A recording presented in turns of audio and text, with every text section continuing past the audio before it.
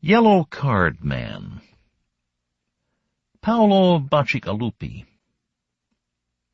New writer Paolo Bacigalupi made his first sale in 1998 to the magazine of fantasy and science fiction, took a break from the genre for several years, and has returned to it in the new century with new sales to F&SF and Asimov's.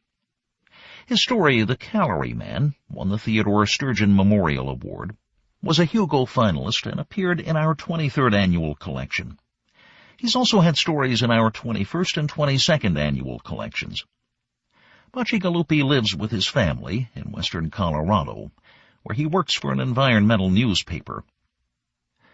In the gritty and compelling story that follows, he acts as our guide to a harrowing but all too probable future Bangkok, one that most of us would probably rather not visit, but which we may be headed toward whether we like it or not.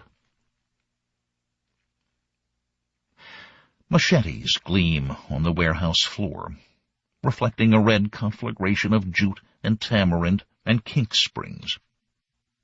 They're all around now. The men with their green headbands and their slogans and their wet, wet blades. Their calls echo in the warehouse and on the street. Number one's son is already gone. Jade Blossom he cannot find, no matter how many times he treadles her phone number. His daughters' faces have been split wide like blister rust durians. More fires blaze. Black smoke roils around him. He runs through his warehouse offices, past computers with teak cases and iron treadles, and past piles of ash where his clerks burned files through the night, obliterating the names of people who aided the tri-clipper. He runs, choking on heat and smoke. In his own gracious office he dashes to the shutters and fumbles with their brass catches. He slams his shoulder against those blue shutters while the warehouse burns and brown-skinned men boil through the door and swing their slick red knives. Tron wakes, gasping. Sharp concrete edges jam against the knuckles of his spine. A salt-slick thigh smothers his face. He shoves away the stranger's leg. Sweat-sheen skin glimmers in the blackness, impressionistic markers for the bodies that shift and shove all around him.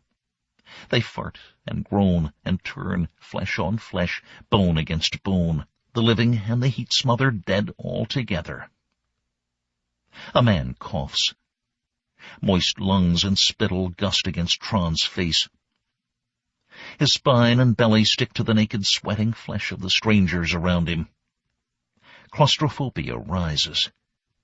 He forces it down, forces himself to lie still, to breathe slowly, deeply, despite the heat, to taste the sweltering darkness with all the paranoia of a survivor's mind.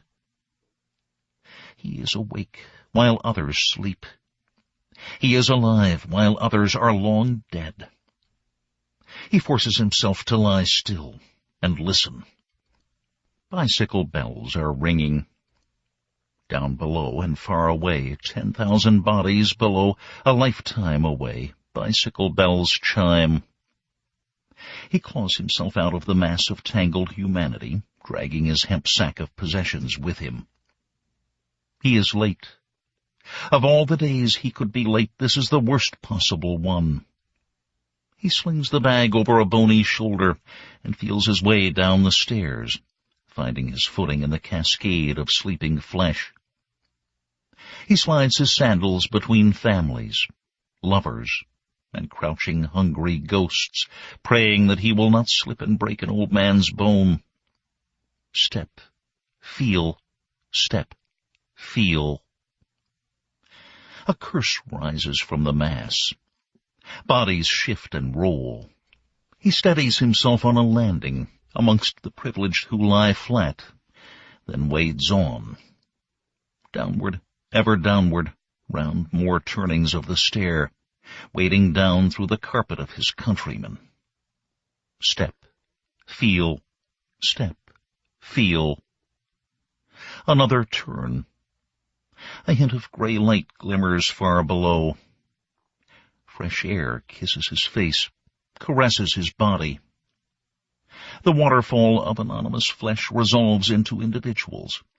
Men and women sprawled across one another, pillowed on hard concrete, propped on the slant of the windowless stair. Gray light turns gold. The tinkle of bicycle bells comes louder now, clear like the ring of Sibyssosis chimes.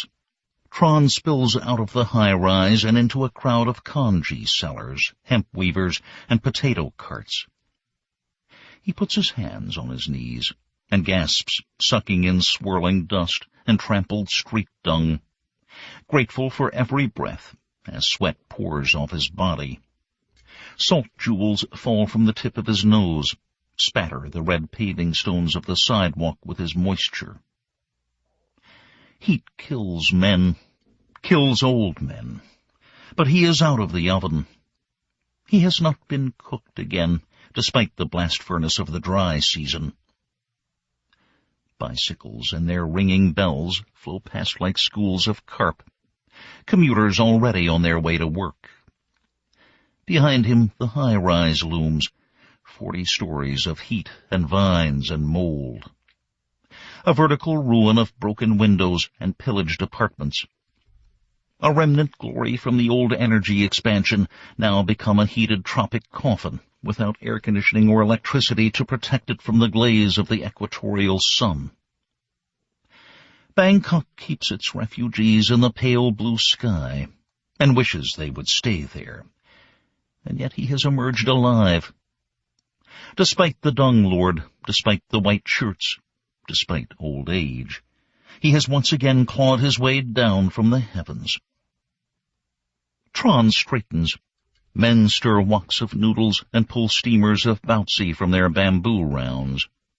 Gray, high-protein Utex rice gruel fills the air with the scents of rotting fish and fatty acid oils. Tron's stomach knots with hunger, and a pasty saliva coats his mouth, all that his dehydrated body can summon at the scent of food. Devil cats swirl around the vendor's legs like sharks, hoping for morsels to drop, hoping for theft opportunities.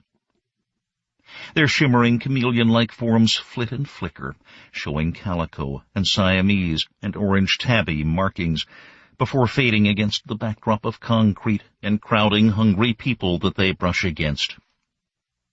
The woks burn hard and bright with green-tinged methane, giving off new scents as rice noodles splash into hot oil.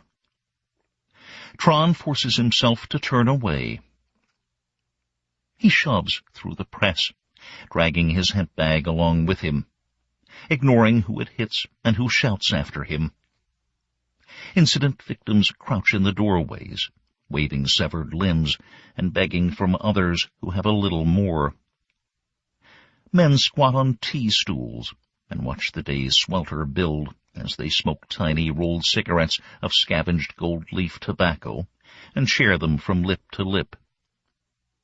Women converse in knots, nervously fingering yellow cards as they wait for white shirts to appear and stamp their renewals. Yellow card people as far as the eye can see. An entire race of people fled to the great Thai kingdom from Malaya, where they were suddenly unwelcome. A fat clot of refugees placed under the authority of the Environment Ministry's white shirts, as if they were nothing but another invasive species to be managed like Sibyssosis, blister rust, and gene hack weevil. Yellow cards, yellow men. Huang Ren all around, and Tron is late for his one opportunity to climb out of their mass. One opportunity in all his months as a yellow-card Chinese refugee. And now he is late. He squeezes past a rat cellar, swallowing another rush of saliva at the scent of roasted flesh, and rushes down an alley to the water pump. He stops short. 10 others stand in line before him. Old men, young women, mothers, boys. He slumps. He wants to rage at the setback. If he had the energy, if he had eaten well yesterday or the day before, or even the day before that, he would scream, would throw his hemp bag on the street and stamp on it until it turned to dust. But his calories are too few. It is just another opportunity squandered, thanks to the ill luck of the stairwells. He should have given the last of his bot to the dung lord and rented body space in an apartment with windows facing east so that he could see the rising sun and wake early. But he was cheap. Cheap with his money, cheap with his future. How many times did he tell his sons that spending money to make more money was perfectly acceptable? But the timid yellow-card refugee that he has become counseled him to save his bot. Like an ignorant peasant mouse, he clutched his cash to himself and slept in pitch-black stairwells. He should have stood like a tiger and braved the night curfew and the ministry's white shirts and their black batons. And now he is late, and reeks of the stairwells, and stands behind 10 others, all of whom must drink and fill a bucket and brush their teeth with the brown water of the Chao Phraya River. There was a time when he demanded punctuality of his employees, of his wife, of his sons and concubines. But it was when he owned a spring-wound wristwatch and could gaze at its steady sweep of minutes and hours. Every so often he could wind its tiny spring and listen to it tick, and lash his sons for their lazy attitudes. He has become old and slow and stupid, or he would have foreseen this, just as he should have foreseen the rising militancy of the green headbands. When did his mind become so slack? One by one, the other refugees finish their ablutions. A mother with gapped teeth and blooms of grey foghorn fringe behind her ears tops her bucket, and Tron slips forward. He has no bucket, just the bag, the precious bag.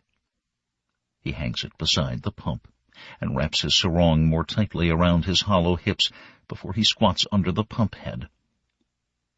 With a bony arm he yanks the pump's handle.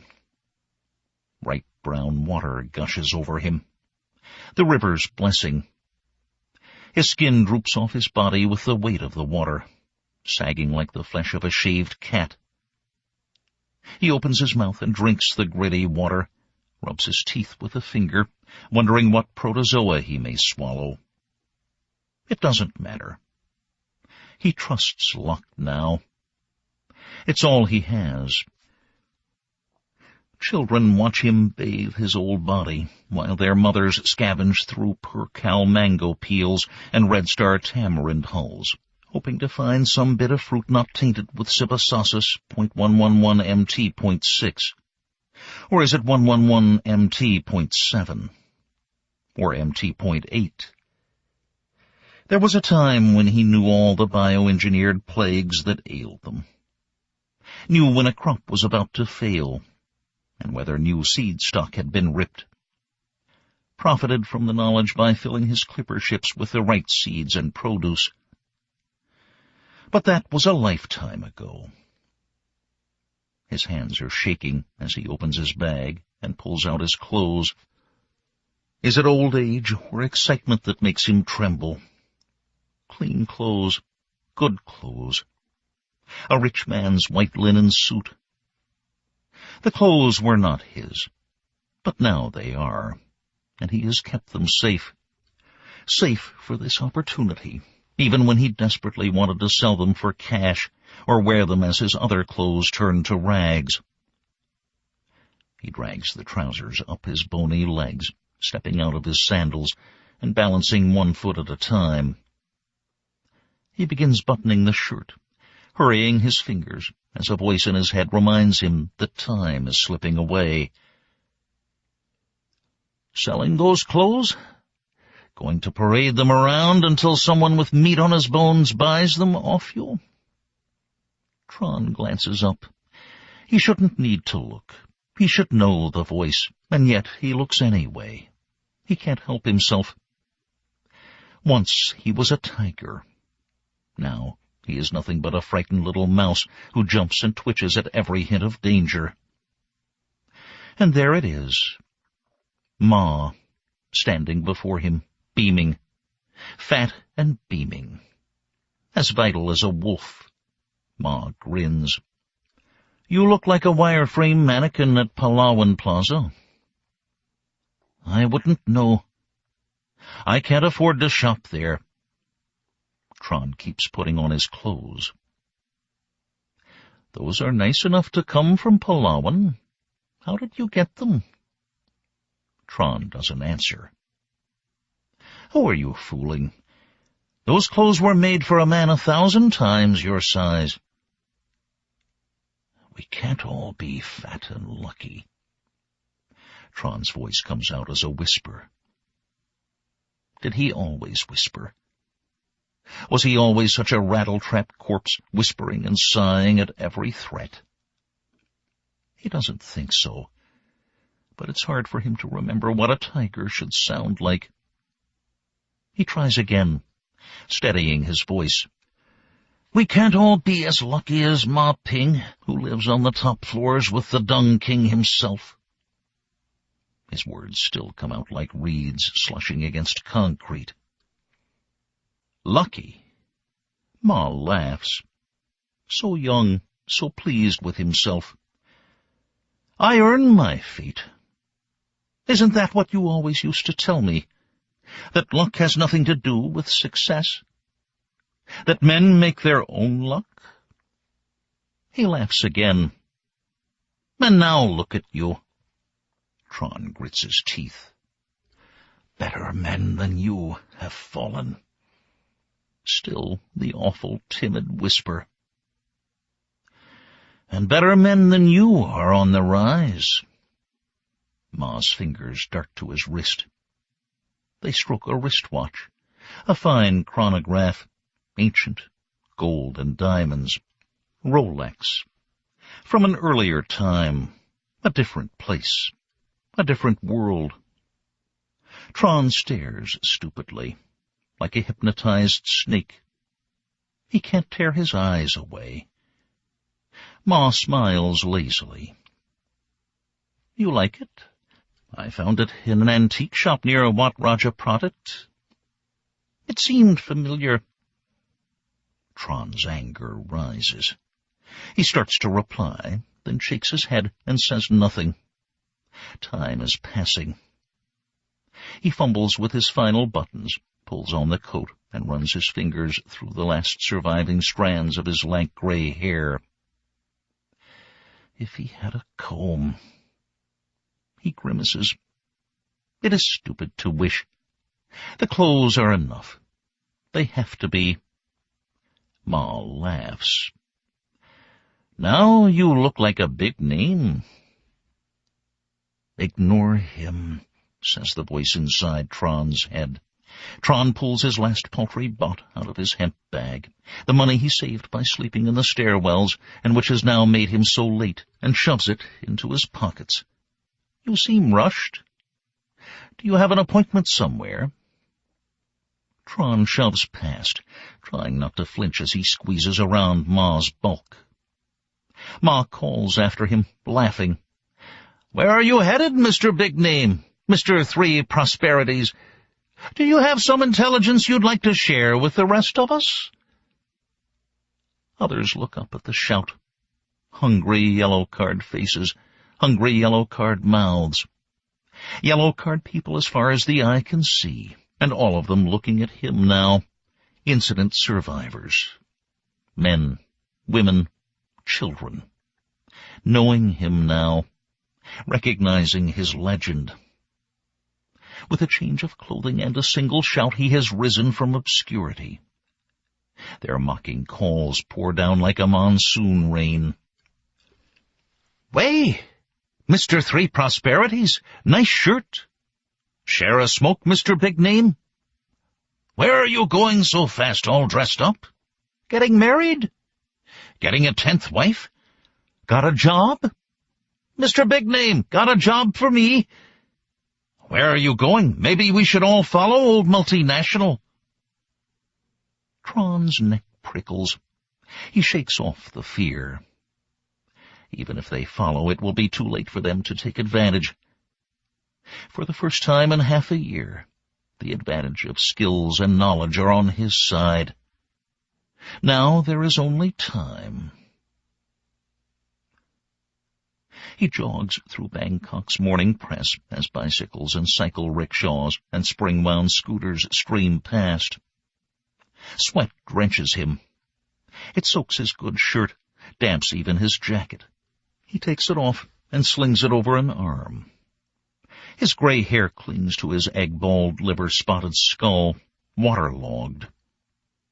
He pauses every other block to walk and recover his breath as his shins begin to ache and his breath comes in gasps, and his old man's heart hammers in his chest. He should spend his butt on a cycle rickshaw, but he can't make himself do it. He is late. But perhaps he is too late. And if he is too late, the extra butt will be wasted, and he will starve tonight. But then, what good is a suit soaked with sweat? Clothes make the man, he told his sons. The first impression is the most important. Start well, and you start ahead. Of course, you can win someone with your skills and your knowledge, but people are animals first. Look good, smell good, satisfy their first senses. Then, when they are well disposed toward you, make your proposal. Isn't that why he beat second son when he came home with a red tattoo of a tiger on his shoulder, as though he was some calorie gangster? Isn't that why he paid a tooth doctor to twist even his daughter's teeth with cultured bamboo and rubber curves from Singapore so that they were as straight as razors? And isn't that why the green headbands in Malaya hated us Chinese? Because we looked so good, because we looked so rich, because we spoke so well and worked so hard when they were lazy and we sweated every day. Tron watches a pack of spring-wound scooters flit past, all of them Thai Chinese manufactured. Such clever, fast things. A megajoule kink spring and a flywheel, pedals and friction brakes to regather kinetic energy, and all their factories owned 100% by Chu Chao Chinese. And yet no Chu Chao blood runs in the gutters of this country. These Chu Chao Chinese are loved, despite the fact that they came to the Thai kingdom as Farang. If we had assimilated in Malaya like the Chu Chao did here, we would have survived. Tron shakes his head at the thought. It would have been impossible. His clan would have had to convert to Islam as well, and forsake all their ancestors in hell. It would have been impossible. Perhaps it was his people's karma to be destroyed, to stand tall and dominate the cities of Penang and Malacca and all the western coast of the Malayan Peninsula for a brief while, and then to die. Clothes make the man, or kill him. Tron understands this finely. A white tailored suit from Huang Brothers is nothing so much as a target. An antique piece of gold mechanization swinging on your wrist is nothing if not bait. Tron wonders if his son's perfect teeth still lie in the ashes of 3 Prosperities warehouses, if their lovely timepieces now attract sharks and crabs in the holds of his scuttled clipper ships. He should have known, should have seen the rising tide of bloodthirsty subsects and intensifying nationalism. Just as the man he followed 2 months ago should have known that fine clothes were no protection. A man in good clothes, a yellow card to boot, should have known that he was nothing but a bit of bloodied bait before a Komodo lizard. At least the stupid melon didn't bleed on his fancy clothes when the white shirts were done with him. That one had no habit of survival. He forgot that he was no longer a big name. But Tron is learning. As he once learned tides and depth charts, markets and bioengineered plagues, profit maximization, and how to balance the dragon's gate, he now learns from the devil cats who molt and fade from sight, who flee their hunters at the first sign of danger. He learns from the crows and kites, who live so well on scavenge. These are the animals he must emulate. He must discard the reflexes of a tiger. There are no tigers except in zoos. A tiger is always hunted and killed. But a small animal, a scavenging animal, has a chance to strip the bones of a tiger and walk away with the last Huang brothers suit that will ever cross the border from Malaya. With the Huang clan all dead and the Huang patterns all burned, nothing is left except memories and antiques, and one scavenging old man who knows the power and the peril of good appearance. An empty cycle rickshaw coasts past. The rickshaw man looks back at Tron, eyes questioning, attracted by the Huang brothers' fabrics that flap off Tron's skinny frame. Tron raises a tentative hand. The cycle rickshaw slows. Is it a good risk to spend his last security so frivolously? There was the time when he sent clipper fleets across the ocean to Jinhai with great stinking loads of durians, because he guessed that the Indians had not had time to plant resistant crop strains before the new blister rust mutations swept over them. A time when he bought black tea and sandalwood from the rivermen on the chance that he could sell it in the south. Now he can't decide if he should ride or walk. What a pale man he has become. Sometimes he wonders if he is actually a hungry ghost, trapped between worlds and unable to escape one way or the other. The cycle rickshaw coasts ahead, the rider's blue jersey shimmering in the tropic sun, waiting for a decision. Tron waves him away. The rickshaw man stands on his pedals, sandals flapping against calloused heels, and accelerates. Panic seizes Tron. He raises his hand again, chases after the rickshaw. "Wait!" His voice comes out as a whisper. The rickshaw slips into traffic, joining bicycles and the massive shambling shapes of elephant and megadonts. Tron lets his hand fall, obscurely grateful that the rickshaw man hasn't heard, that the decision of spending his last baht has been made by some force larger than himself. All around him, the morning press flows. Hundreds of children in their sailor suit uniforms stream through school gates. Saffron-robed monks stroll under the shade of wide black umbrellas. A man with a conical bamboo hat watches him, and then mutters quietly to his friend. They both study him. A trickle of fear runs up Tron's spine. They are all around him, as they were in Malacca. In his own mind he calls them foreigners, Farang. And yet it is he who is the foreigner here, the creature that doesn't belong. And they know it, the women hanging sarongs on the wires of their balconies, the men sitting barefoot while they drink sugared coffee, the fish sellers and curry men. They all know it, and Tron can barely control his terror. Bangkok is not Malacca, he tells himself. Bangkok is not Penang. We have no wives, or gold wristwatches with diamonds, or clipper fleets to steal any more. Ask the snakeheads who abandoned me in the leech jungles of the border. They have all my wealth. I have nothing. I am no tiger. I am safe. For a few seconds he believes it, but then a teak-skinned boy chops the top off a coconut with a rusty machete and offers it to Tron with a smile, and it's all Tron can do not to scream and run. Bangkok is not Malacca. They will not burn your warehouses or slash your clerks into chunks of shark bait. He wiped sweat off his face. Perhaps he should have waited to wear the suit. It draws too much attention. There are too many people looking at him. Better to fade like a devil cat and sling across the city in safe anonymity instead of strutting around like a peacock. Slowly the streets change from palm-lined boulevards to the open wastelands of the new foreigners' quarter. Tron hurries toward the river, heading deeper into the manufacturing empire of White Farang.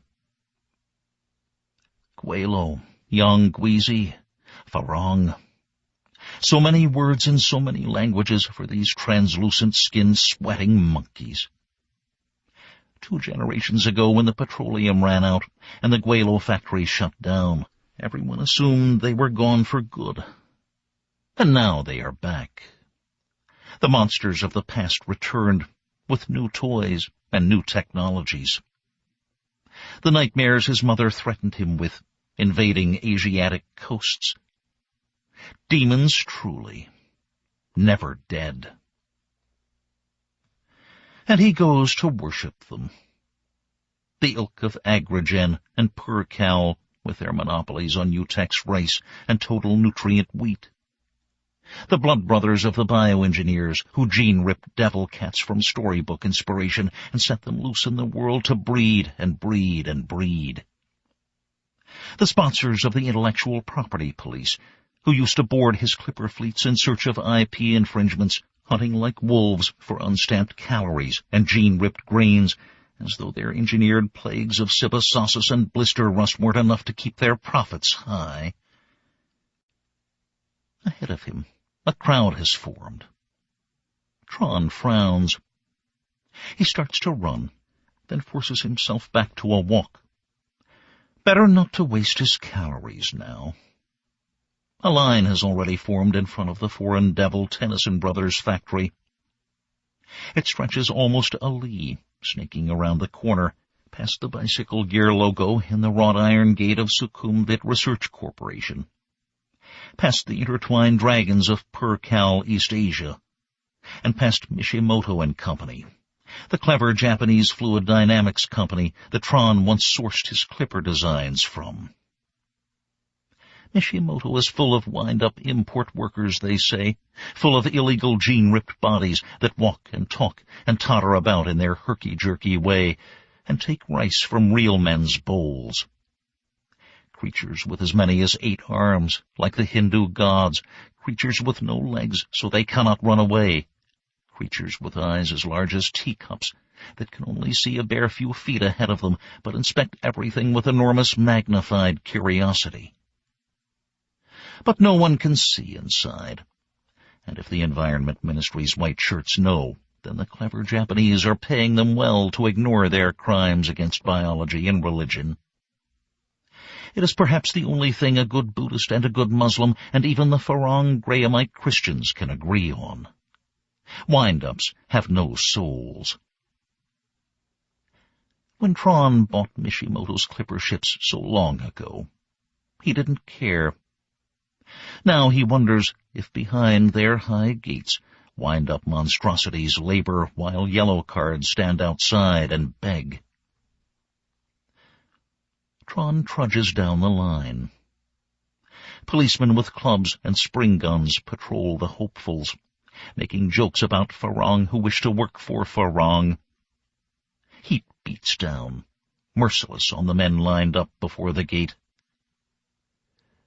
"Wah, you look like a pretty bird with those clothes."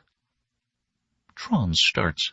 Li Shun and Hu Lao Shi and Lao Xia stand in the line, clustered together. A trio of old men as pathetic as himself. Hu waves a newly rolled cigarette in invitation, motioning him to join them. Tron nearly shakes at the sight of the tobacco, but forces himself to refuse it. 3 times Hu offers, and finally Tron allows himself to accept, grateful that Hu is in earnest, and wondering where Hu has found this sudden wealth. But then Hu has a little more strength than the rest of them. A cartman earns more if he works as fast as Hu. Tron wipes the sweat off his brow. A lot of applicants. They all laugh at Tron's dismay. Hu lights the cigarette for Tron. "You thought you knew a secret, maybe?" Tron shrugs and draws deeply, passes the cigarette to Lao Shia. A rumor. Potato God said his elder brother's son had a promotion. I thought there might be a niche down below, in the slot the nephew left behind. Who grins. That's where I heard it too. He'll be rich. Manage 15 clerks. He'll be rich. I thought I might be one of the 15. At least the rumor was true, Lao Shia says. And not just Potato God's nephew promoted either. He scratches the back of his head, a convulsive movement like a dog fighting fleas. Fagon's grey fringe stains the crooks of his elbows and peeps from the sweaty pockets behind his ears where his hair has receded. He sometimes jokes about it. Nothing a little money can't fix. A good joke. But today he is scratching, and the skin behind his ears is cracked and raw. He notices everyone watching, and yanks his hand down. He grimaces and passes the cigarette to Li Shun. How many positions? Tron asks. 3. 3 clerks. Tron grimaces. My lucky number. Li Shun peers down the line with his bottle-thick glasses. Too many of us, I think, even if your lucky number is 555. Lao Shia laughs. Amongst the 4 of us, there are already too many. He taps the man standing in line just ahead of them. Uncle, what was your profession before? The stranger looks back, surprised. He was a distinguished gentleman once, by his scholar's collar, by his fine leather shoes, now scarred and blackened with scavenged charcoal. I taught physics. Lao Shia nods. You see, we are all overqualified. I oversaw a rubber plantation. Our own professor has degrees in fluid dynamics and materials design. Who was a fine doctor. And then there is our friend of the 3 prosperities. Not a trading company at all, more like a multinational. He tastes the words, says them again. Multinational. A strange, powerful, seductive sound. Tron ducks his head, embarrassed. You're too kind. Feng Pi, who takes a drag on his cigarette, keeps it moving. You were the richest of us all, and now here we are, old men scrambling for young men's jobs. Every one of us 10,000 times overqualified. The man behind them interjects. I was executive legal counsel for Standard & Commerce. Lao Shia makes a face. Who cares, dog fucker? You're nothing now. The banking lawyer turns away, affronted. Lao Shia grins, sucks hard on the hand-rolled cigarette, and passes it again to Tron, who nudges Tron's elbow as he starts to take a puff. Look, there goes old Ma. Tron looks over, exhales smoke sharply. For a moment he thinks Ma has followed him. But no, it is just coincidence. They are in the Farang factory district. Ma works for the foreign devils balancing their books. A kink spring company. Spring life. Yes, spring life. It is natural that Ma should be here, comfortably riding to work behind a sweating cycle rickshaw man. Ma Ping, Li Shun says. I heard he's living on the top floor now, up there with the Dung Lord himself. Tron scowls. I fired him once, 10,000 years ago. Lazy, and an embezzler. He's so fat. I've seen his wife, who says, and his sons. They both have fat on them. They eat meat every night. The boys are fatter than fat, full of Utex proteins. You're exaggerating. Fatter than us? Lao Shia scratches a rib. Bamboo is fatter than you. Tron watches Ma Ping open a factory door and slip inside. The past is past. Dwelling on the past is madness. There is nothing for him there. There are no wristwatches, no concubines, no opium pipes or jade sculptures of Kuan Yin's merciful form. There are no pretty clipper ships slicing into port with fortunes in their holds. He shakes his head and offers the nearly spent cigarette to Hu, so that he can recover the last tobacco for later use. There is nothing for him in the past.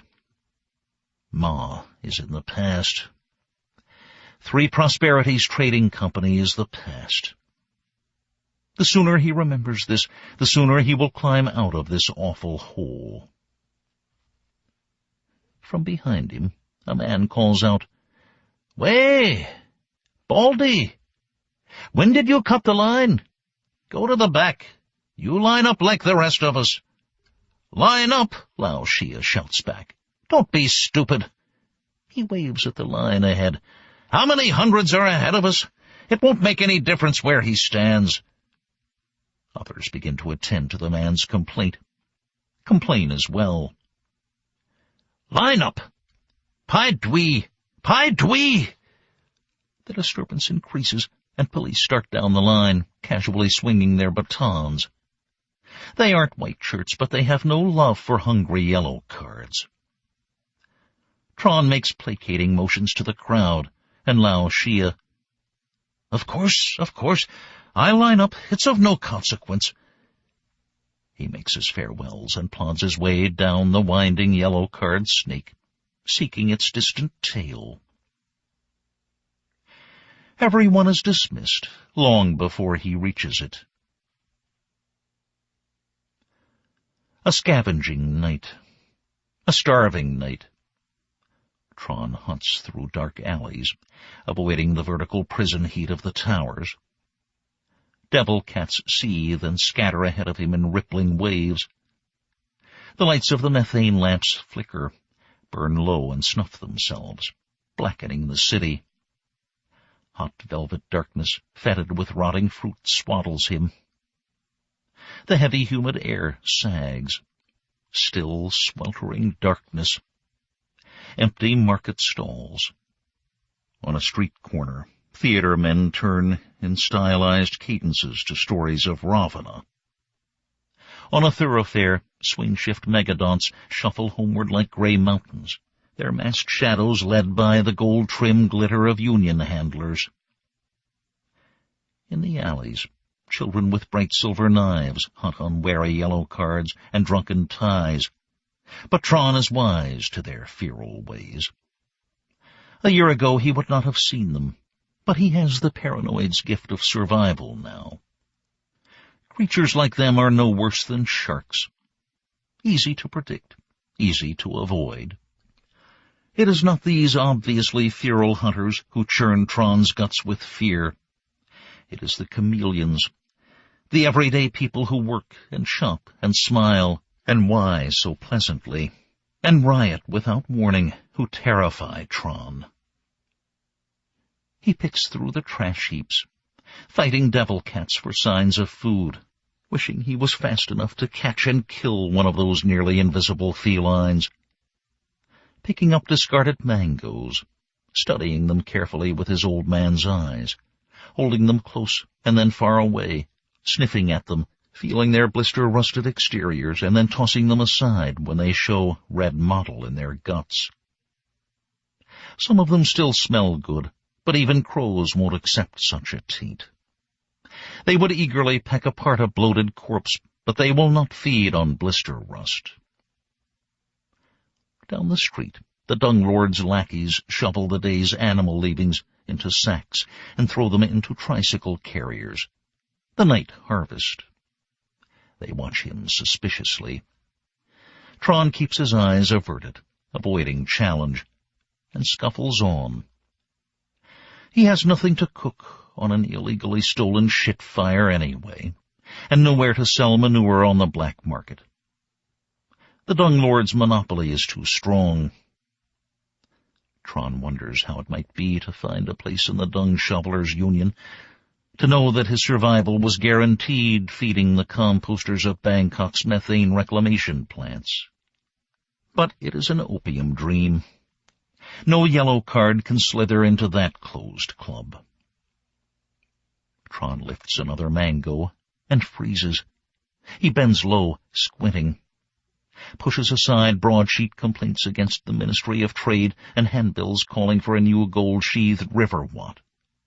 He pushes aside black slime banana peels and burrows into the garbage. Below it all, stained and torn but still legible, he finds a portion of what was once a great advertising board that perhaps stood over this marketplace. Logistics, shipping, trade in, and behind the words, the glorious silhouette of Dawn's Star. One part of Three Prosperity's tri-clipper logo, running before the wind as fast and sleek as a shark. A high-tech image of palm oil-spun polymers and sails as sharp and white as a gull's. Tron turns his face away, overcome. It's like unearthing a grave and finding himself within. His pride, his blindness. From a time when he thought he might compete with the foreign devils and become a shipping magnate. A Li Ka-shing, or a reborn Richard Kwok for the new expansion. Rebuild the pride of Nanyang Chinese shipping and trading. And here, like a slap in the face, a portion of his ego buried in rot and blister rust and devil cat urine. He searches around, pawing for more portions of the sign, wondering if anyone treadles a phone call to that old phone number, if the secretary whose wages he once paid is still at his desk, working for a new master, a native Malay perhaps, with impeccable pedigree and religion. Wondering if the few clippers he failed to scuttle still ply the seas and islands of the archipelago. He forces himself to stop his search. Even if he had the money, he would not treadle that number, would not waste the calories, could not stand the loss again. He straightens, scattering devil cats who have slunk close. There is nothing here in this market except rinds and unshoveled dung. He has wasted his calories once again. Even the cockroaches and the blood beetles have been eaten. If he searches for a dozen hours, he will still find nothing. Too many people have come before, picking at these bones. 3 times he hides from white shirts as he makes his way home, 3 times ducking into shadows as they strut past, cringing as they wander close, cursing his white linen suit that shows so clearly in darkness. By the 3rd time, superstitious fear runs hot in his veins. His rich man's clothes seem to attract the patrols of the Environment Ministry, seem to hunger for the wearer's death. Black batons twirl from casual hands no more than inches away from his face. Spring guns glitter silver in the darkness. His hunter stands so close that he can count the wicked-bladed disc cartridges in their jute bandoliers. A white shirt pauses and pisses in the alley where Tron crouches, and only fails to see him because his partner stands on the street and wants to check the permits of the dung-gatherers. Each time, Tron stifles his panicked urge to tear off his too rich clothes and sink into safe anonymity. It is only a matter of time before the white shirts catch him, before they swing their black clubs and make his Chinese skull a mash of blood and bone. Better to run naked through the hot night than strut like a peacock and die. And yet he cannot quite abandon the cursed suit. Is it pride? Is it stupidity? He keeps it, though, even as its arrogant cup turns his bowels watery with fear. By the time he reaches home, even the gaslights on the main thoroughfares of Sukhumvit Road and Rama 4 are blackened. Outside the Dung Lord's tower, street stalls still burn woks for the few laborers lucky enough to have night work and curfew dispensations. Pork tallow candles flicker on the tables. Noodles splash into hot woks with a sizzle. White shirts stroll past, their eyes on the seated yellow cards, ensuring that none of the foreigners brazenly sleep in the open air and sully the sidewalks with their snoring presence. Tron joins the protective loom of the towers, entering the nearly extraterritorial safety of the Dung Lord's influence. He stumbles toward the doorways and the swelter of the high-rise, wondering how high he will be forced to climb before he can shove a niche for himself on the stairwells. "You didn't get the job, did you?" Tron cringes at the voice. It's Ma Ping again, sitting at a sidewalk table, a bottle of Mekong whiskey beside his hand. His face is flushed with alcohol, as bright as a red paper lantern. Half-eaten plates of food lie strewn around his table, enough to feed 5 others easily. Images of Ma war in Tron's head. The young clerk he once sent packing for being too clever with an abacus, the man whose son is fat, the man who got out early, the man who begged to be rehired at 3 Prosperities, the man who now struts around Bangkok with Tron's last precious possession on his wrist, the one item that even the snakeheads didn't steal. Tron thinks that truly fate is cruel, placing him in such proximity to one he once considered so far beneath him.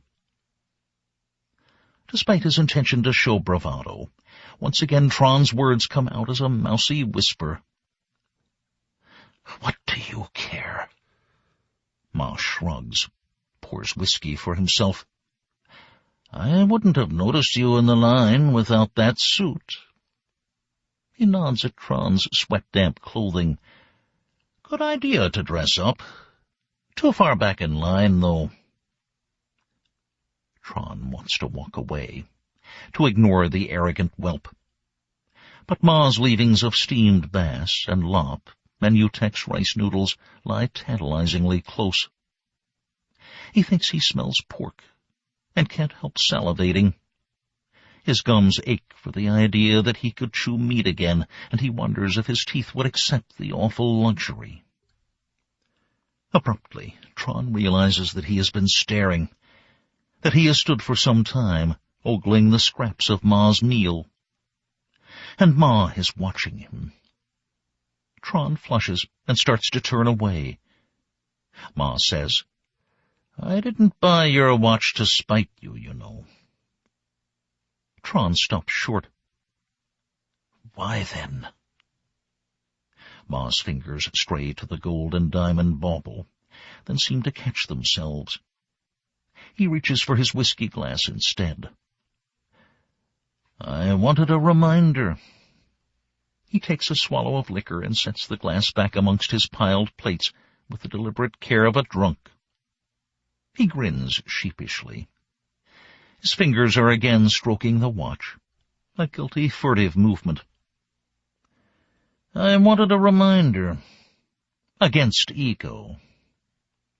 Tron spits. "Fang Pi." Ma shakes his head vigorously. "No, it's true." He pauses. "Anyone can fall.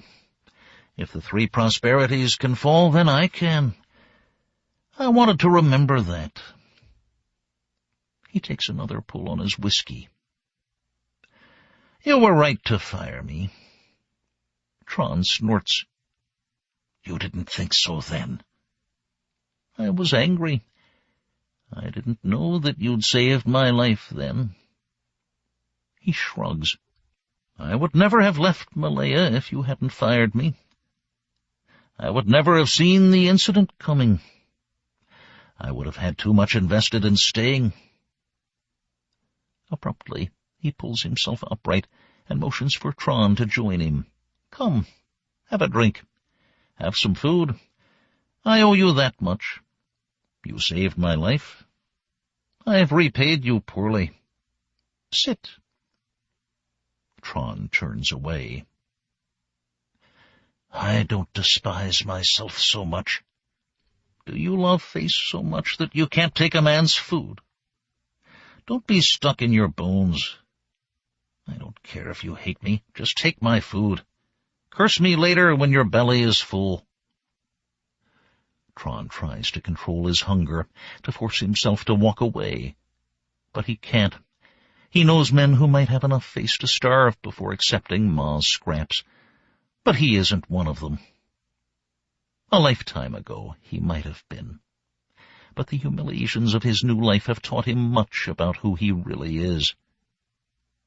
He has no sweet illusions now. He sits. Ma beams and pushes his half-eaten dishes across the table. Tron thinks he must have done something grave in a former life to merit this humiliation, but still he has to fight the urge to bury his hands in the oily food and eat with bare fingers. Finally, the owner of the sidewalk stall brings a pair of chopsticks for the noodles, and fork and spoon for the rest. Noodles and ground pork slide down his throat.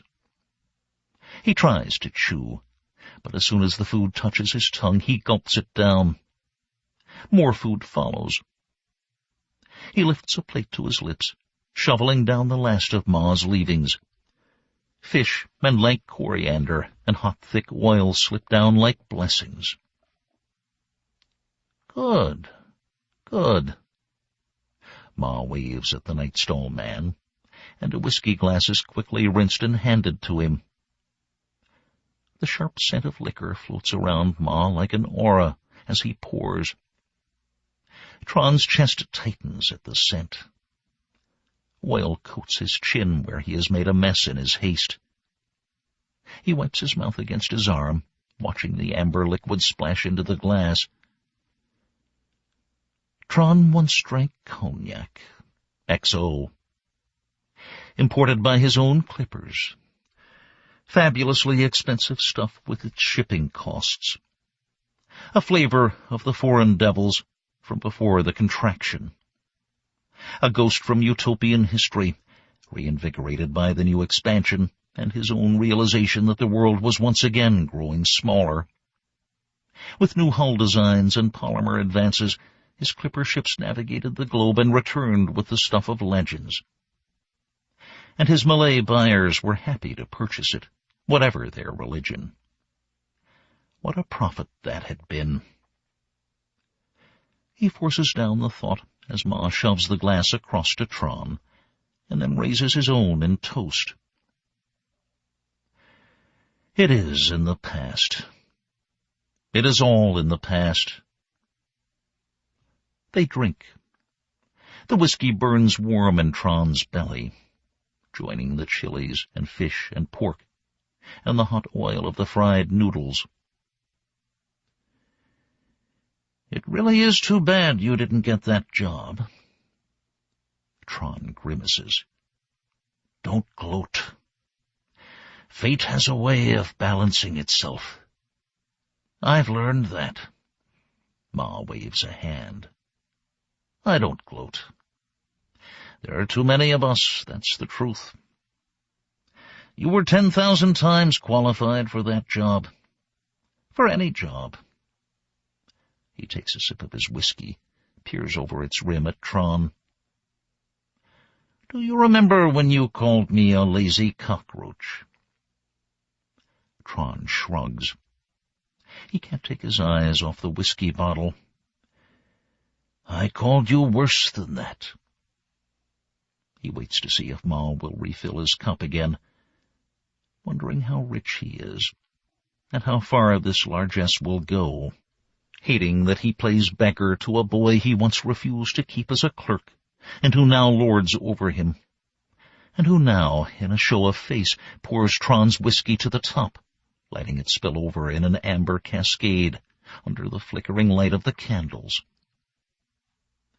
Ma finishes pouring, stares at the puddle he has created. Truly, the world is turned upside down. The young lord over the old. The Malays pinch out the Chinese. And the foreign devils return to our shores like bloated fish after Ku Shui epidemic. Ma smiles. You need to keep your ears up and be aware of opportunities, not like all those old men out on the sidewalk waiting for hard labor. Find a new niche. That's what I did.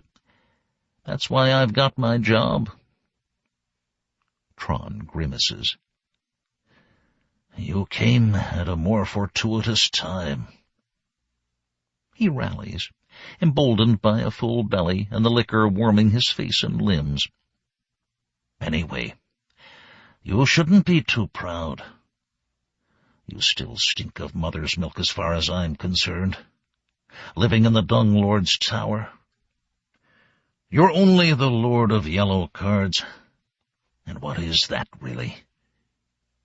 You haven't climbed as high as my ankles yet, Mr. Big Name. Ma's eyes widen. He laughs. No, of course not. Someday, maybe. But I am trying to learn from you. He smiles slightly and nods at Tron's decrepit state. Everything except this postscript. Is it true there are crank fans on the top floors? That it's cool up there? Ma glances up at the looming high-rise. Yes, of course. And men with the calories to wind them as well. And they haul water up for us, and men act as ballast on the elevator, up and down all day, doing favors for the Dung Lord. He laughs and pours more whiskey, motions Tron to drink. You're right, though. It's nothing, really. A poor palace, truly. But it doesn't matter now. My family moves tomorrow. We have our residence permits. Tomorrow, when I get paid again, we're moving out. No more yellow card for us. No more payoffs to the Dung Lord's lackeys. No more problems with the white shirts. It's all set with the Environment Ministry. We turn in our yellow cards and become Thai. We're going to be immigrants. Not just some invasive species anymore. He raises his glass. It's why I'm celebrating. Tron scowls. You must be pleased. He finishes his drink, sets the tumbler down with a thud. Just don't forget that the nail that stands up also gets pounded down. Ma shakes his head and grins, his eyes whiskey bright. Bangkok isn't Malacca, and Malacca wasn't Bali. And then they came with their machetes and their spring guns, and they stacked our heads in the gutters and sent our bodies and blood down the river to Singapore. Ma shrugs. It's in the past. He waves to the man at the wok, calling for more food. We have to make a home here now. You think you can? You think some white shirt won't nail your hide to his door? You can't make them like us. Our luck's against us here. Luck? When did Mr. Three Prosperities get so superstitious? Ma's dish arrives, tiny crabs, crisp-fried, salted, and hot with oil for Ma and Tron to pick at with chopsticks and crunch between their teeth, each one no bigger than the tip of Tron's pinky. Ma plucks one out and crunches it down.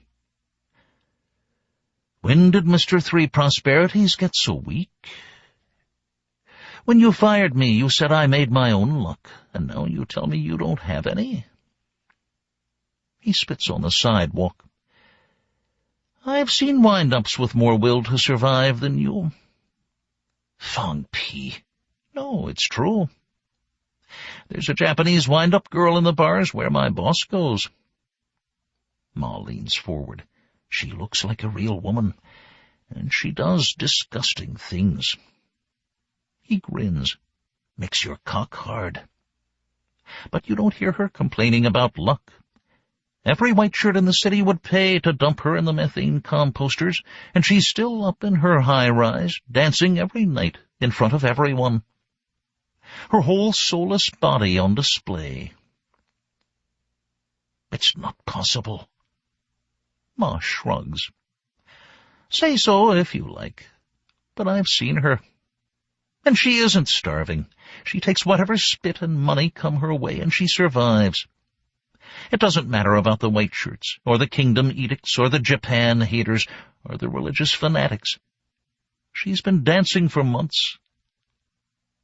How can she survive? Bribes? Maybe some ugly farang who wallows in her filth. Who knows? No real girl would do what she does. It makes your heart stop. You forget she's a wind-up when she does those things. He laughs, then glances at Tron. Don't talk to me about luck. There's not enough luck in the entire kingdom to keep her alive this long. And we know it's not karma that keeps her alive. She has none. Tron shrugs non-committally and shovels more crabs into his mouth. Ma grins. You know I'm right. He drains his whiskey glass and slams it down on the table. We make our own luck, our own fate. There's a wind-up in a public bar, and I have a job with a rich farang who can't find his ass without my help. Of course I'm right. He pours more whiskey. Get over your self-pity and climb out of your hole. The foreign devils don't worry about luck or fate, and look how they return to us like a newly engineered virus. Even the contraction didn't stop them. They're like another invasion of devil cats, but they make their own luck. I'm not even sure if karma exists for them, and if fools like these farang can succeed, then we Chinese can't be kept down for long. Men make their own luck. That's what you told me when you fired me. You said I'd made my own bad luck and only had myself to blame. Tron looks up at Ma. Maybe I could work at your company. He grins, trying not to look desperate. I could make money for your lazy boss. Ma's eyes become hooded. Ah, that's difficult to say. Tron knows that he should take the polite rejection, that he should shut up. But even as a part of him cringes, his mouth opens again, pressing, pleading. Maybe you need an assistant to keep the books. I speak their devil language. I taught it to myself when I traded with them. I could be useful. There is little enough work for me, but if he is as stupid as you say, stupid, yes, but not such a stupid melon that he wouldn't notice another body in his office. Our desks are just so far apart. He makes a motion with his hands. You think he would not notice some stick coolie man squatting beside his computer treadle? In his factory, then?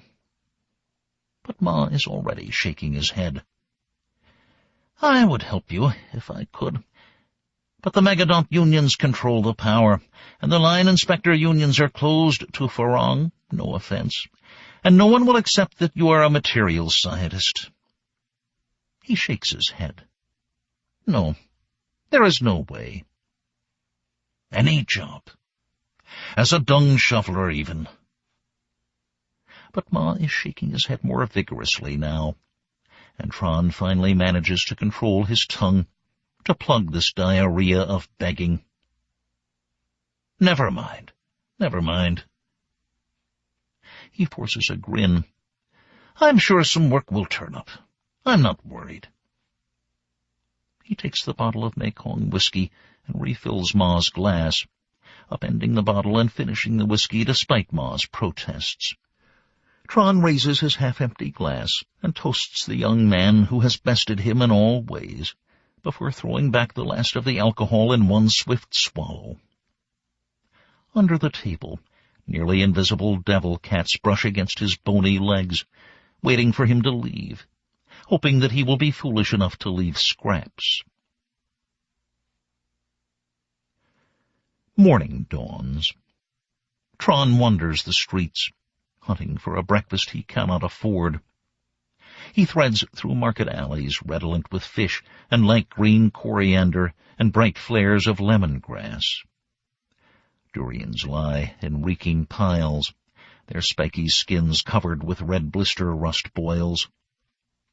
He wonders if he can steal one. Their yellow surfaces are blotched and stained, but their guts are nutritious. He wonders how much blister rust a man can consume before falling into a coma. "You want? Special deal, 5 for 5 baht. Good, yes?" The woman who screeches at him has no teeth. She smiles with her gums and repeats herself, 5 for 5 baht. She speaks Mandarin to him, recognizing him for their common heritage, though she had the luck to be born in the kingdom and he had the misfortune to be set down in Malaya. Chiu Chow Chinese, blessedly protected by her clan and king. Tron suppresses envy. "More like 4 for 4. He makes a pun of the homonyms. SZ for SZ, 4 for death. "They've got blister rust." She waves a hand sourly. 5 for 5. They're still good. Better than good. Picked just before. She wields a gleaming machete and chops the durian in half, revealing the clean yellow slime of its interior with its fat gleaming pits. The sickly sweet scent of fresh durian boils up and envelops them. "See? Inside good. Picked just in time. Still safe."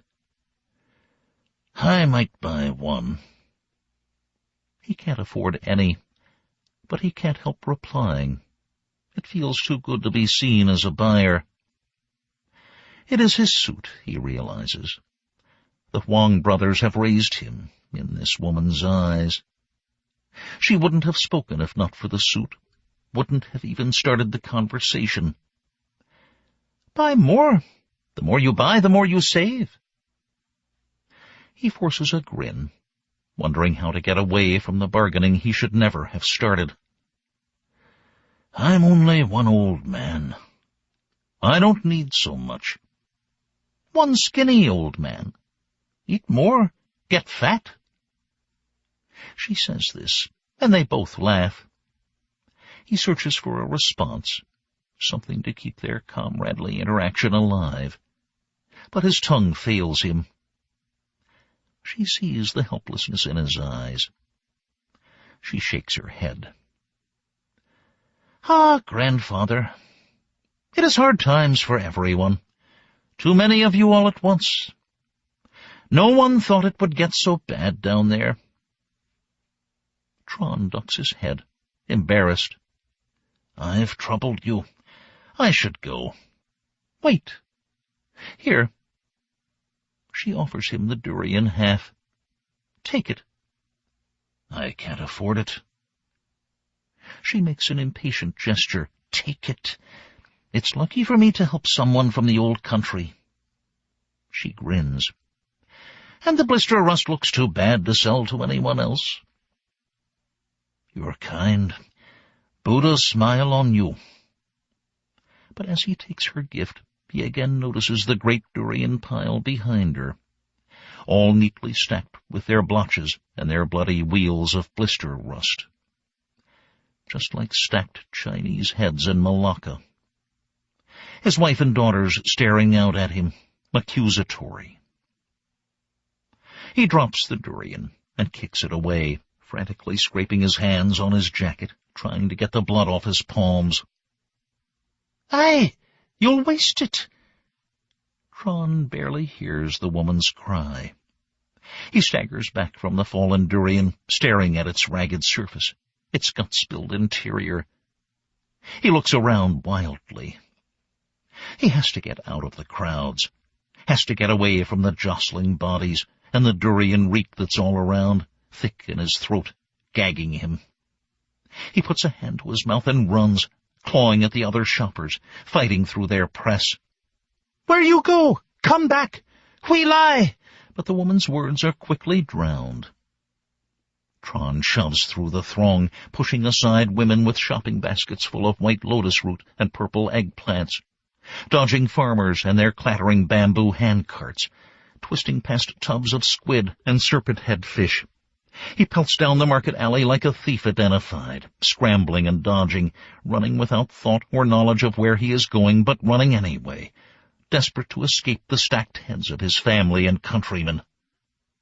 He runs and runs, and bursts into the open thoroughfare of Charoen Krung Road. Powdered dung dust and hot sunlight wash over him. Cycle rickshaws clatter past.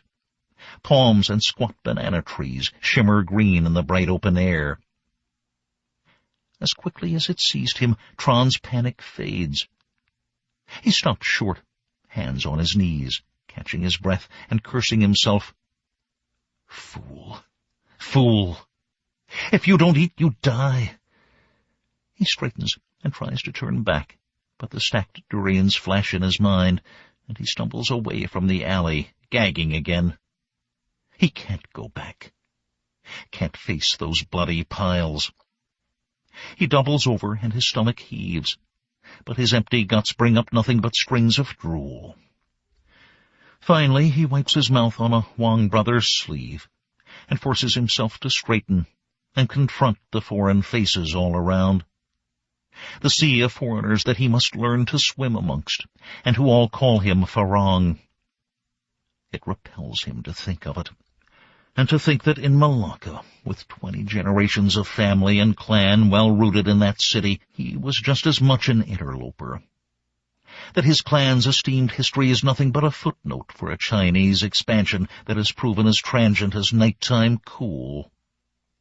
That his people were nothing but an accidental spillage of rice on a map, now wiped up much more carefully than they were scattered down. Tron unloads Utex brand red silks deep into the night, offerings to Potato God.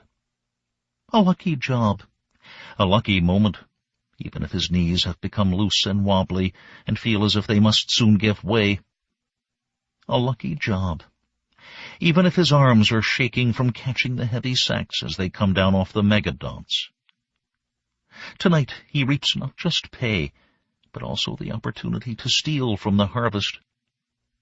Even if the red silk potatoes are small and harvested early to avoid a new sweep of scabious mold, the 4th genetic variation this year, they are still good, and their small size means their enhanced nutrition falls easily into his pockets. Who crouches above him, lowering down the potatoes? As the massive elephantin megadonts shuffle and grunt, waiting for their great wagons to be unloaded, Tron catches Who's offerings with his hand hooks and lowers the sacks the last step to the ground. Hook, catch, swing, and lower. Again and again and again. He is not alone in his work. Women from the tower slums crowd around his ladder. They reach up and caress each sack as he lowers it to the ground. Their fingers quest along hemp and burlap, testing for holes, for slight tears, for lucky gifts. 1,000 times they stroke his burdens, reverently following the seams, only drawing away when coolie men shove between them to heft the sacks and haul them to Potato God. After the first hour of his work, Tron's arms are shaking. After 3, he can barely stand.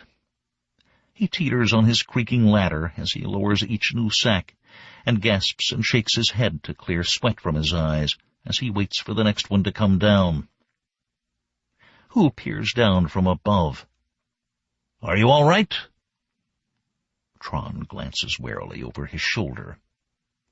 Potato God is watching, counting the sacks as they are carried into the warehouse. His eyes occasionally flick up to the wagons and trace across Tron. Beyond him, 50 unlucky men watch silently from the shadows, any one of them far more observant than Potato God can ever be. Tron straightens and reaches up to accept the next sack, trying not to think about the watching eyes. How politely they wait. How silent. How hungry. I'm fine, just fine. Who shrugs and pushes the next burlap load over the wagon's lip. Who has the better place? But Tron cannot resent it. One or the other must suffer.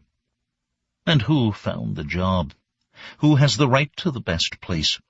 To rest a moment before the next sack moves? After all, who collected Tron for the job when he should have starved tonight? It is fair. Tron takes the sack and lowers it into the forest of waiting women's hands, releases his hooks with a twist, and drops the bag to the ground. His joints feel loose and rubbery, as if femur and tibia will skid apart at any moment. He is dizzy with heat, but he dares not ask to slow the pace. Another potato sack comes down. Women's hands rise up like tangling strands of seaweed, touching, prodding, hungering. He cannot force them back. Even if he shouts at them, they return. They are like devil cats. They cannot help themselves. He drops the sack the last few feet to the ground and reaches up for another as it comes over the wagon's lip. As he hooks the sack, his ladder creaks and suddenly slides. It chatters down the side of the wagon, then catches abruptly. Tron sways, juggling the potato sack, trying to regain his center of gravity. Hands are all around him, tugging at the bag, pulling, prodding. "Watch out!" The ladder skids again. He drops like a stone. Women scatter as he plunges. He hits the ground, and pain explodes in his knee. The potato sack bursts. For a moment he worries what Potato God will say, but then he hears screams all around him. He rolls onto his back. Above him the wagon is swaying, shuddering. People are shouting and fleeing. The megadont lunges forward, and the wagon heaves. Bamboo ladders fall like rain, slapping the pavement with bright firecracker retorts. The beast reverses itself, and the wagon skids past Tron, grinding the ladders to splinters. It is impossibly fast, even with the wagon's weight still hampering it. The megadont's great maw opens, and suddenly it is screaming, a sound as high and panicked as a human's. All around them, other megadonts respond in a chorus. Their cacophony swamps the street. The megadont surges onto its hind legs, an explosion of muscle and velocity that breaks the wagon's traces and flips it like a toy.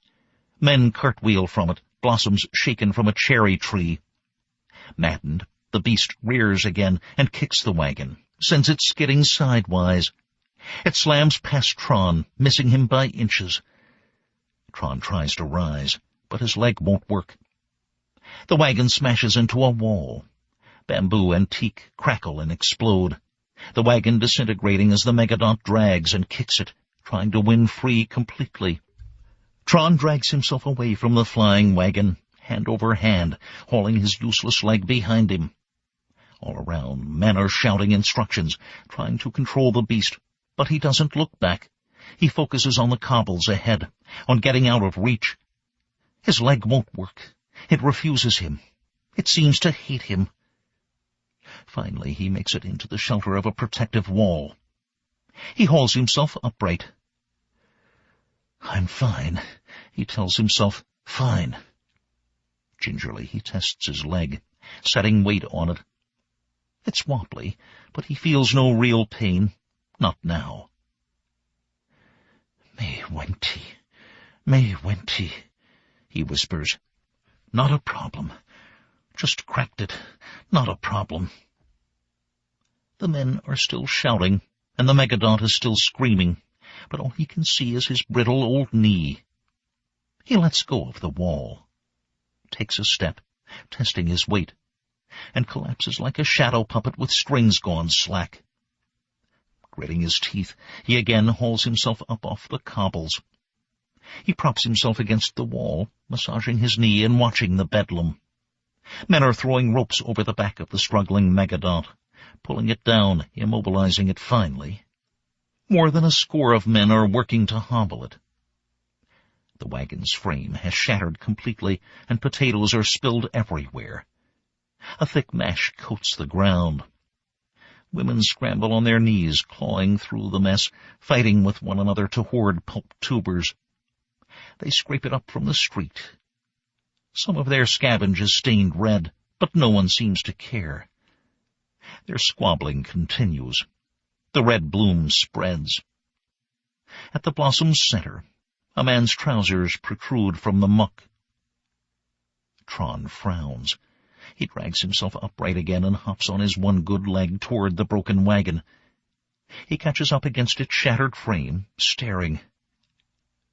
Whose body is a savage ruin, awash in megadont dung and potato mash.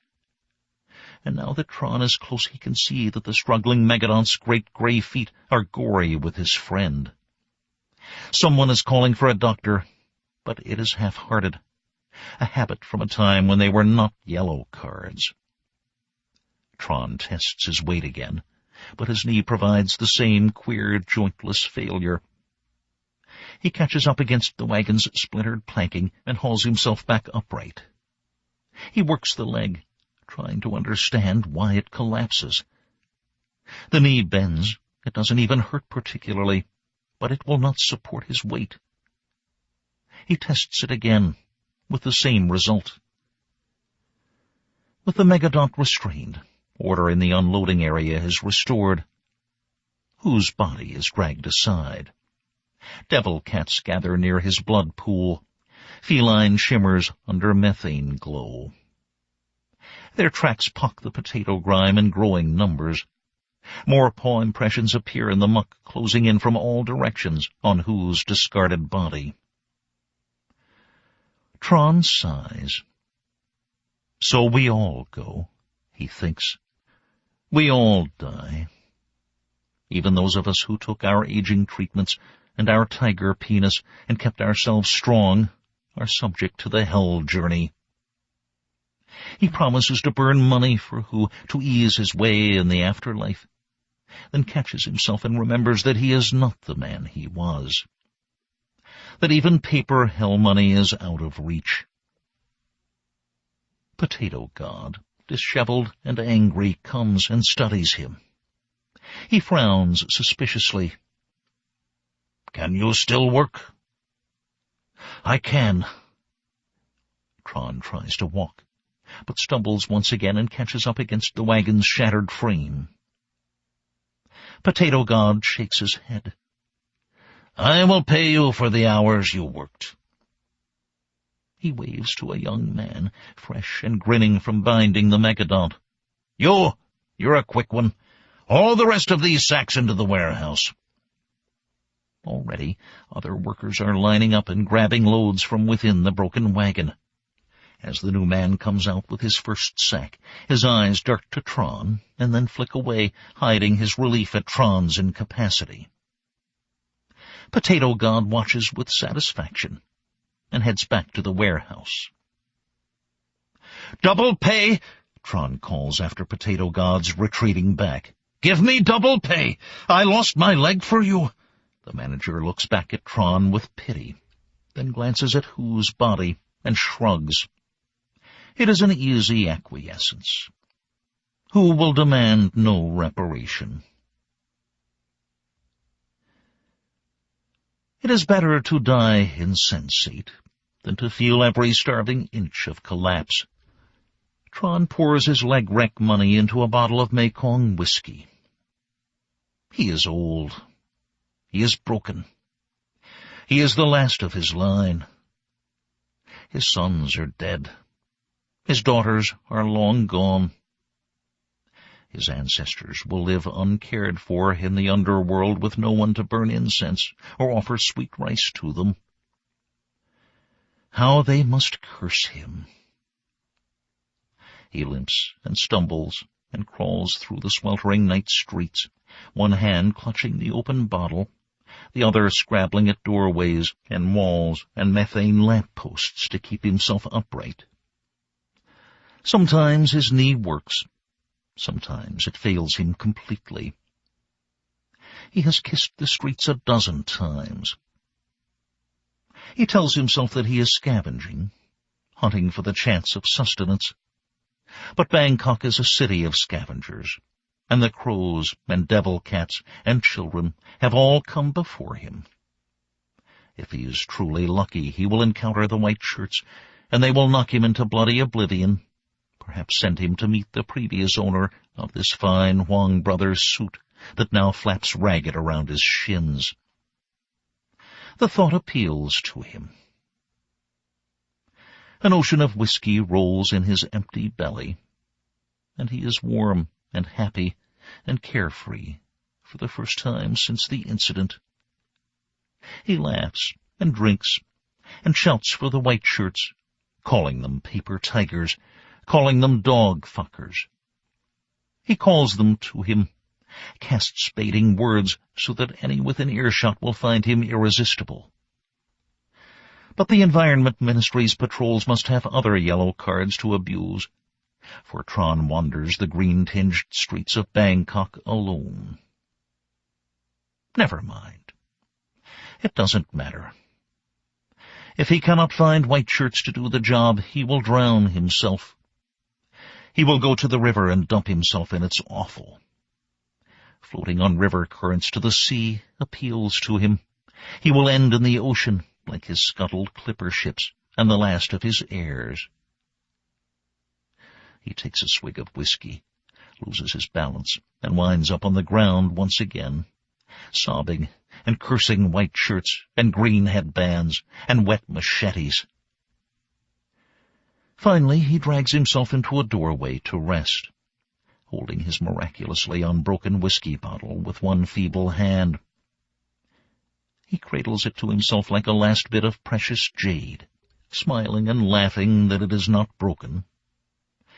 He wouldn't want to waste his life savings on the cobblestones. He takes another swig, stares at the methane lamps flickering overhead. Despair has the color of approved burned methane, flickering green and gaseous, vinous in the dark.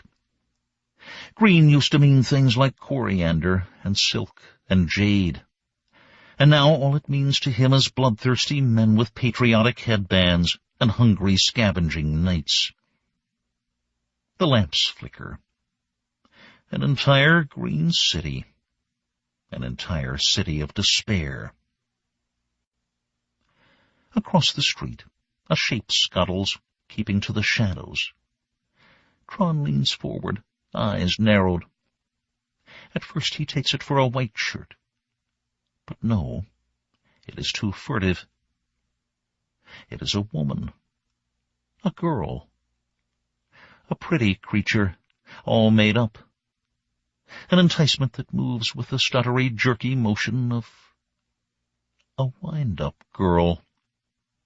Tron grins, a surprised skeleton rictus of delight at the sight of this unnatural creature stealing through the night. A wind-up girl. Ma Ping's wind-up girl.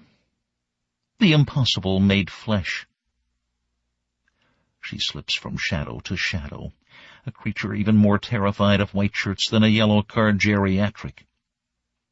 A waifish ghost child, ripped from her natural habitat and set down in a city that despises everything she represents. Her genetic inheritance, her manufacturers, her unnatural competition, her ghostly lack of a soul. She has been here every night as he has pillaged through discarded melon spines. She has been here, tottering through the sweat-heat darkness as he dodged white-shirt patrols. And despite everything, she has been surviving.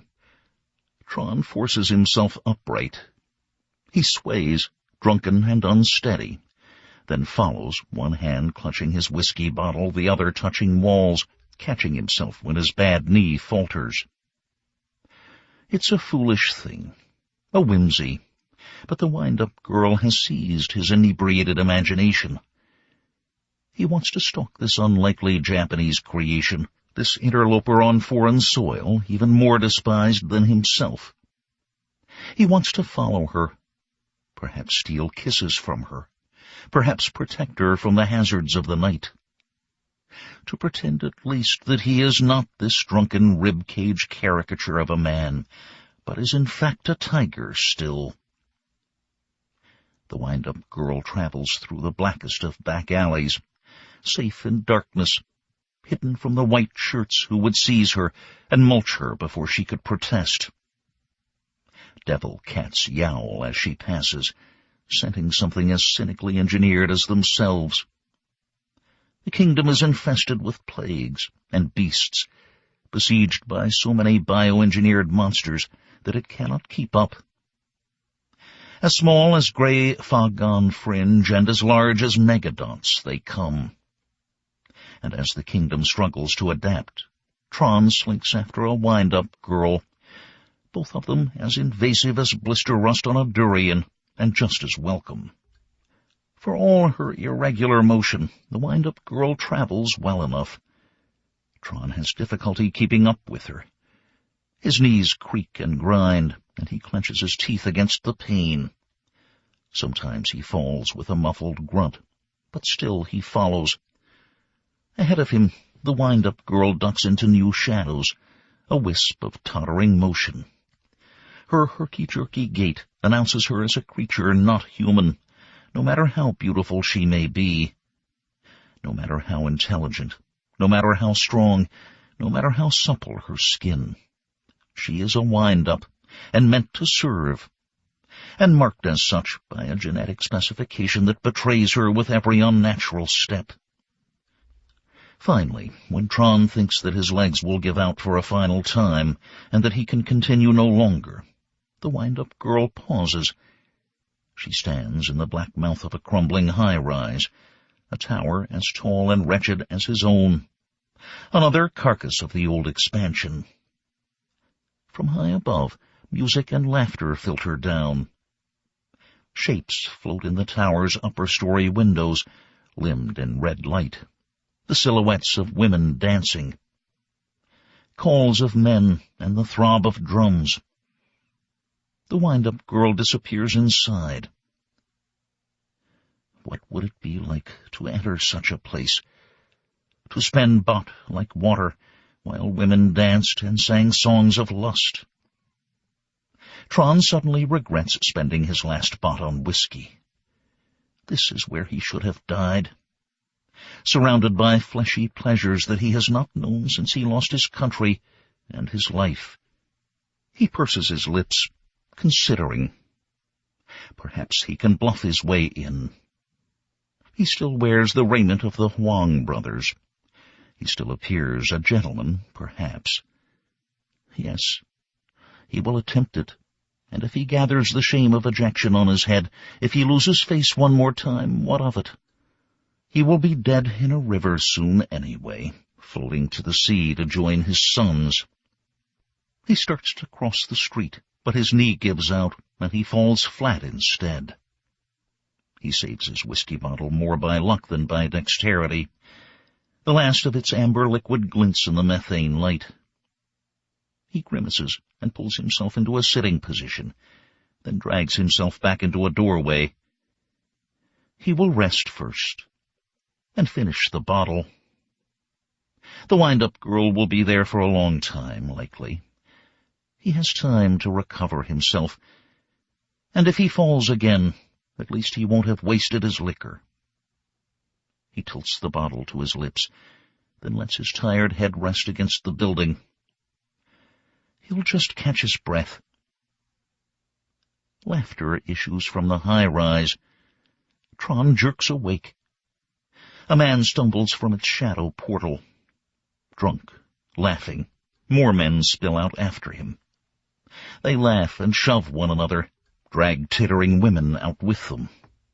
Motion to cycle rickshaws that wait in the alleys for easy, drunken patrons. Slowly they disperse. Tron tilts his whiskey bottle, finds it empty. Another pair of men emerges from the high-rise's maw. One of them is Ma Ping, the other a Farang who can only be Ma's boss. The Farang waves for a cycle rickshaw. He climbs in and waves his farewells. Ma raises his own hand in return, and his gold and diamond wristwatch glints in the methane light. Tron's wristwatch. Tron's history. Tron's heirloom flashing bright in the darkness. Tron scowls.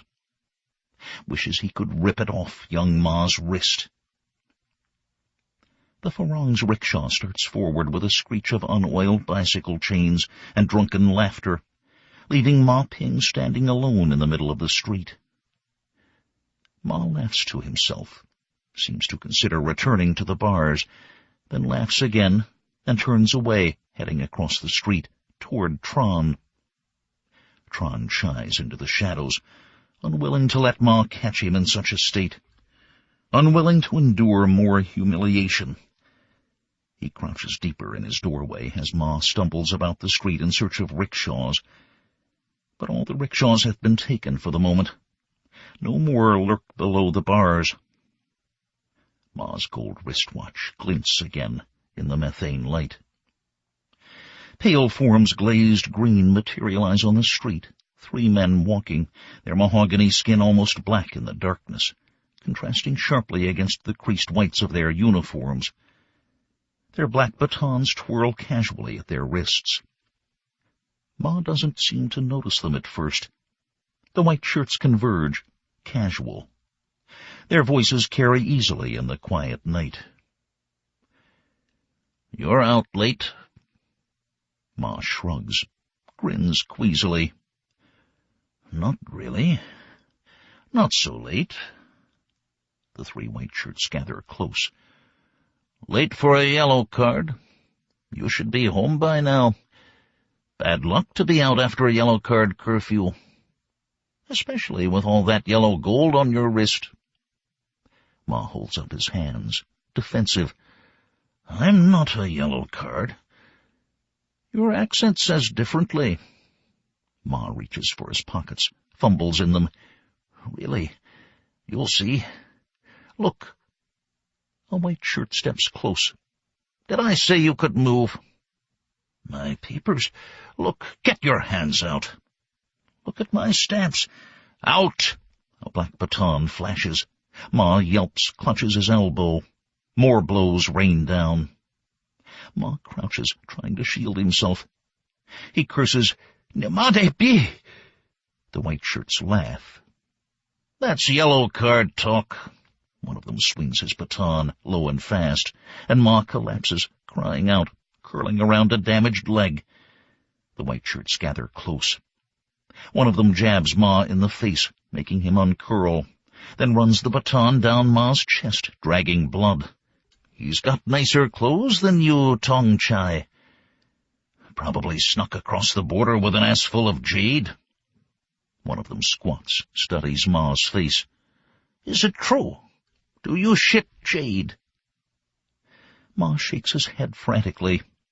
He rolls over and starts to crawl away. A black runnel of blood spills from his mouth. One leg drags behind him, useless. A white shirt follows, pushes him over with his shoe, and puts his foot on Ma's face.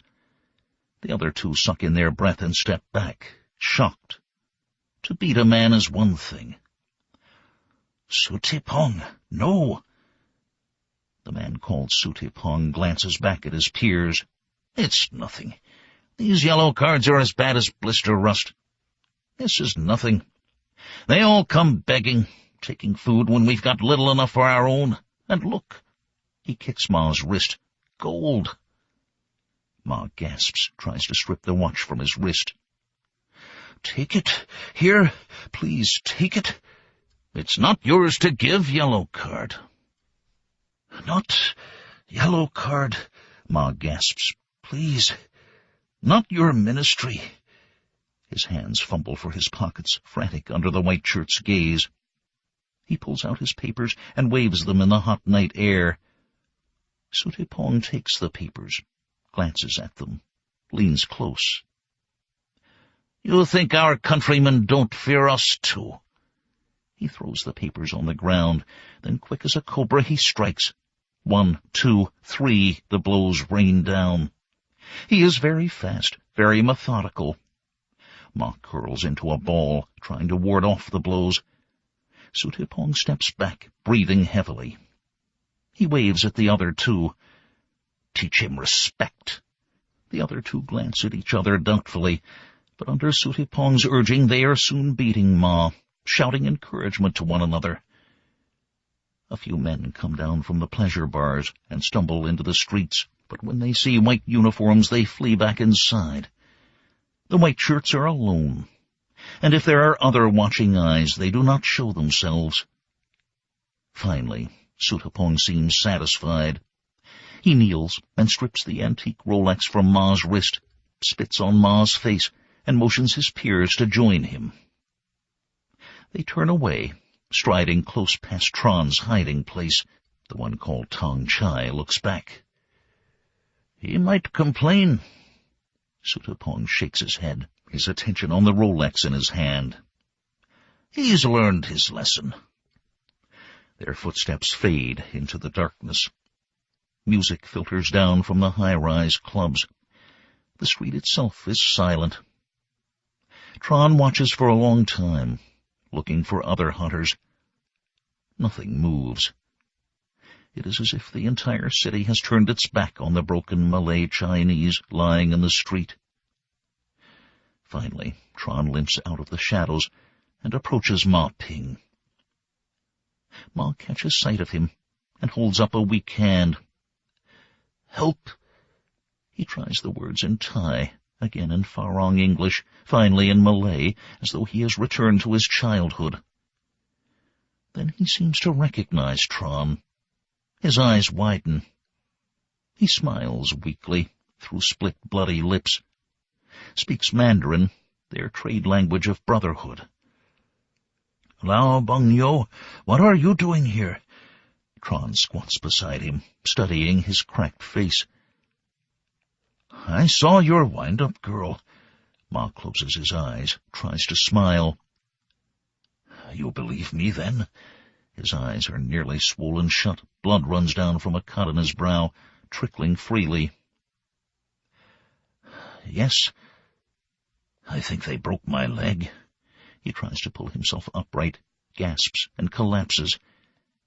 He probes his ribs, runs his hand down to his shin. I can't walk.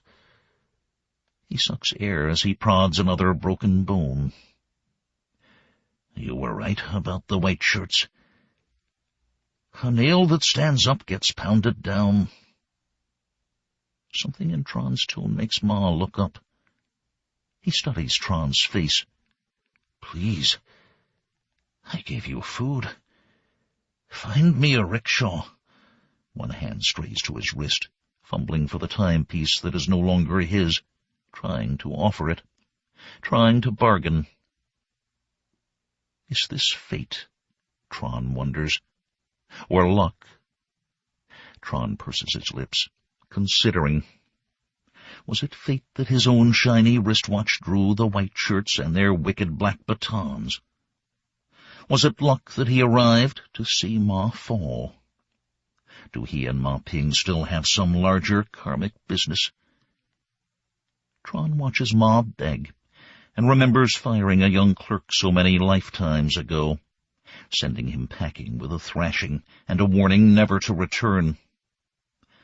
But that was when he was a great man. And now he is such a small one, as small as the clerk he thrashed so long ago, perhaps smaller. He slides his hands under Ma's back, lifts. Thank you, Ma gasps. Thank you. Tron runs his fingers into Ma's pockets, working through them methodically, checking for bop the white shirts have left. Ma groans, forces out a curse as Tron jostles him. Tron counts his scavenge, the dregs of Ma's pockets that still look like wealth to him. He stuffs the coins into his own pocket. Ma's breathing comes in short, panting gasps. Please, a rickshaw, that's all. He barely manages to exhale the words. Tron cocks his head, considering, his instincts warring with themselves. He sighs and shakes his head. A man makes his own luck. Isn't that what you told me? He smiles tightly. My own arrogant words, coming from a brash young mouth. He shakes his head again, astounded at his previously fat ego, and smashes his whiskey bottle on the cobbles. Glass sprays, shards glint green in the methane light. If I were still a great man, Tron grimaces.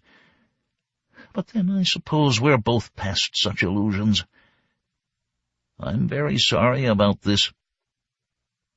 With one last glance around the darkened street, he drives the broken bottle into Ma's throat. Ma jerks, and blood spills out around Tron's hand. Tron scuttles back, keeping this new welling of blood off his Huang brother's fabrics. Ma's lungs bubble, and his hands reach up for the bottle lodged in his neck, then fall away. His wet breathing stops. Tron is trembling. His hands shake with an electric palsy. He has seen so much death, and dealt so little. And now Ma lies before him, another Malay Chinese dead, with only himself to blame. Again. He stifles an urge to be sick. He turns and crawls into the protective shadows of the alley and pulls himself upright.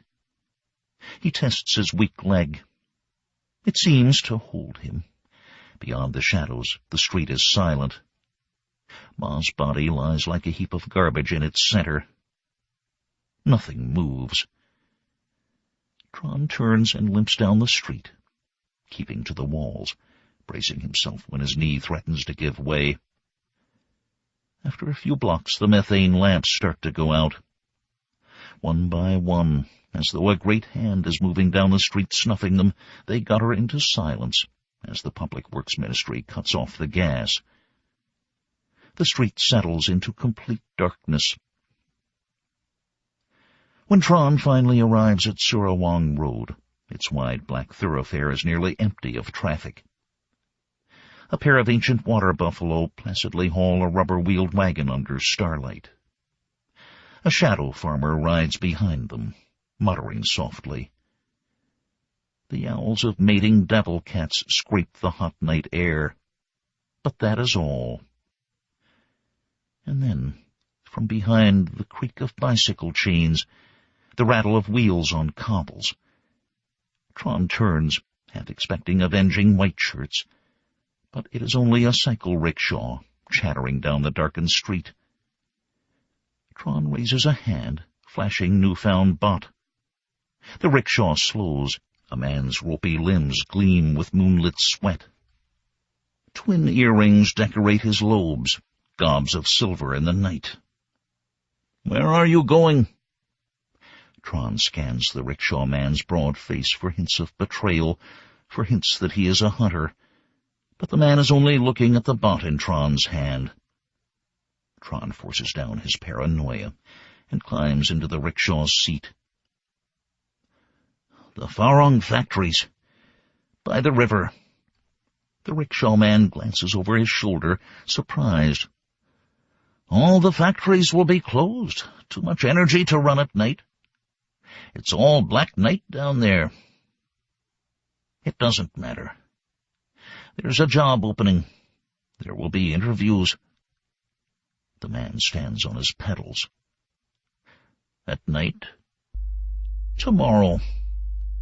Tron settles deeper into his seat. I don't want to be late.